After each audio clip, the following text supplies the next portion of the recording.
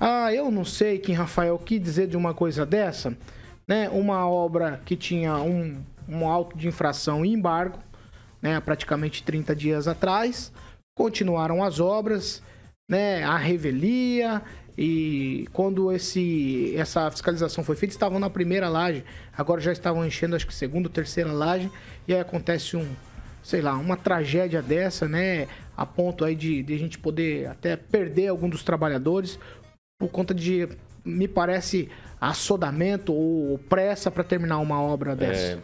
Se todo órgão público tivesse pressa, né, para terminar a obra, seria mais É que estamos às portas também de uma eleição na Universidade Estadual de Maringá, né? Da reitoria, né? Exatamente. Tudo isso me leva a crer que... Você sabe dizer qual é o objeto do embargo ou não?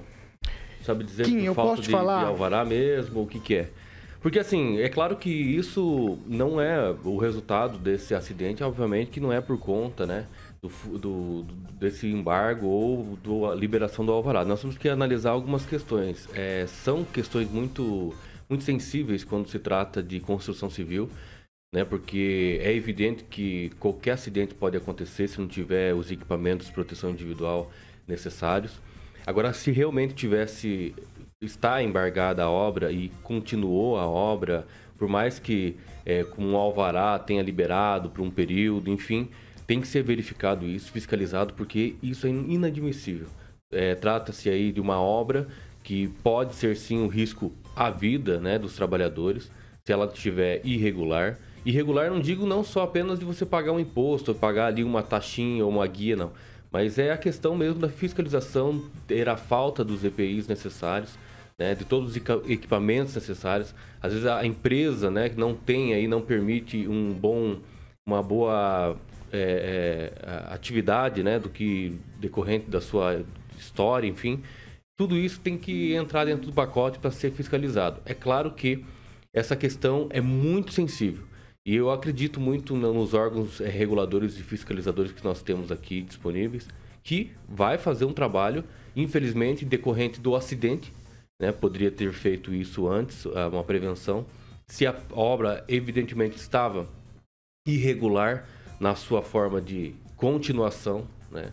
Tem que ser verificado. Se realmente esse embargo estava ainda ativo para que não tivesse nenhum tipo de manutenção ou a continuação do serviço para construção. Então isso tem que ser verificado muito, muito mesmo, porque o AUEM tem que dar exemplo.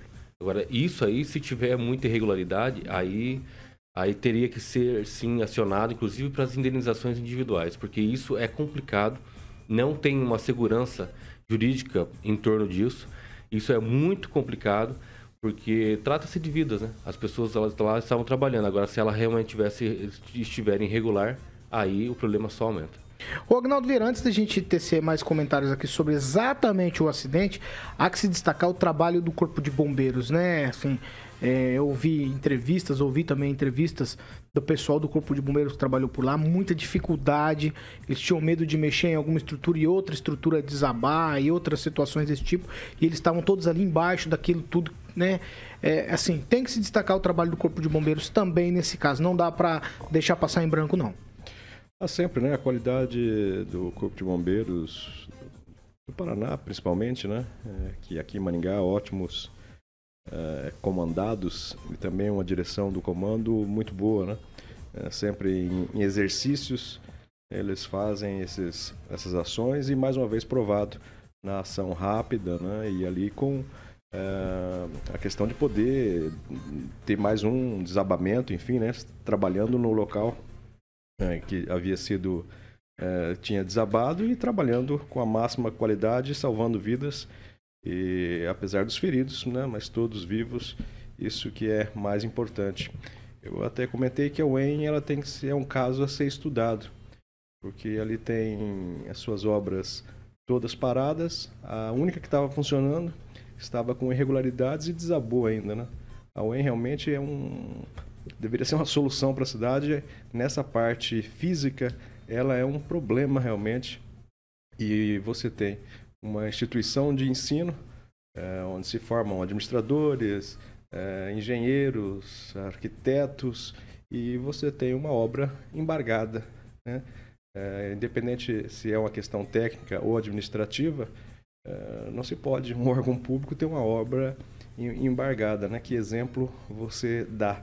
Infelizmente. Então, que se renove esse pensamento na UEM, que realmente está parada nos anos 80 ainda. Pamela Bussolini. Paulo, tem algumas coisas estranhas nessa história, né?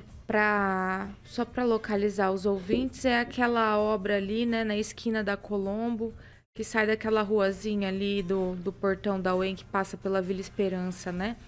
Me parece que ali também era um local destinado a fazer o alargamento da Avenida Herval. Me parece que a prefeitura já até fez a desapropriação daquelas casas ali, né? Mas a UEM há anos se nega a permitir que se faça esse alargamento dessa via.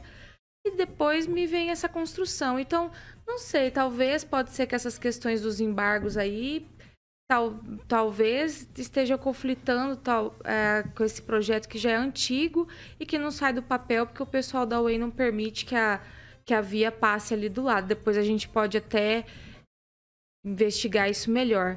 Mas uma coisa é fato. Certamente é uma empresa contratada, né? Uma terceirizada, mas isso não retira a responsabilidade da UEM. A gente precisa ter em mente que quando você contrata um terceiro para executar uma obra no seu terreno, você também precisa escolher os melhores profissionais, fazer ali um acompanhamento, se possível, né? E o que não falta ali na UEM são técnicos. Então, eu concordo com o Aguinaldo que realmente fica muito discrepante diante de tantos profissionais que ali existem, tantas obras que já foram feitas, infelizmente, muitas paralisadas, mas agora a gente está vendo que pessoas estão sendo vitimadas dentro da obra. Não dá para passar pano nessa situação. Se a empresa foi lá encher a laje e essa laje desabou, é porque foi mal feita assim ou foi feita não foi feita com a devida técnica, houve economia, alguma coisa aconteceu. Porque quantas lajes a gente vê aí sendo feitas na cidade, tem empresas que fazem prédios enormes, enche laje todo dia e esse tipo de coisa não acontece. Tem obras ali por perto, então esse tipo de coisa não dá para dizer que foi acaso, que não dava para prever. São coisas que precisam ser muito bem feitas, porque do contrário, como a gente viu, pode, infelizmente, vitimar não só trabalhadores, mas no futuro, uma obra mal feita, você imagina esse prédio ocupado e alguma coisa acontece. Então, é lamentável, a gente fica até sem saber o que falar. Eu só espero que essas pessoas se recuperem e as famílias, né, se recuperem desse susto horroroso, porque nós poderíamos ter perdido aí 5 trabalhadores e isso é assustador. Fernando Tupan, a gente vive falando aqui da Universidade Estadual de Maringá, às vezes a gente elogia, às vezes a gente faz críticas, mas nesse caso há aqui eu vou usar uma palavra aqui, como minha opinião, é claro. Me parece irresponsabilidade de alguém ali na universidade uma obra dessa desabar em cima de trabalhadores, Fernando. Olha, Paulo Caetano, para mim, quem vai segurar a bomba é o engenheiro estrutural, que, pelo amor de Deus, imagina isso acontecer com sala de aula cheia depois inaugurado. A gente poderia ter uma tragédia muito maior. Isso precisa ser revisado e as pessoas que aprovaram tudo isso acionadas criminalmente, porque isso é um crime. Imagina você fazer estrutura e as estacas não aguentarem. Pelo amor de Deus, onde que estamos? Estamos no século XXI. Você tem um programa lá, Rinoceros, se não me engano, você calcula tudo, não tem como errar. Então, o que está acontecendo aí com essa turma aí? A universidade aí precisa ficar esperta. Deve ser investigado e, se tiver coisa, vamos seguir o faro do dinheiro que a gente encontra lá, o que pode estar acontecendo. vou dar mais uma oportunidade para quem, Rafael, vai, Kim. Eu tô vendo aqui alguns ouvintes questionando, né, sobre a responsabilidade ou não da UEM. Nós temos que entender o seguinte, a UEM, ela tem que fiscalizar, né, o que está sendo construído no seu próprio terreno, na sua própria propriedade. Então tem que analisar isso aí e não deixar, por exemplo, se a obra realmente ainda continua embargada, não continuar a obra. É simples.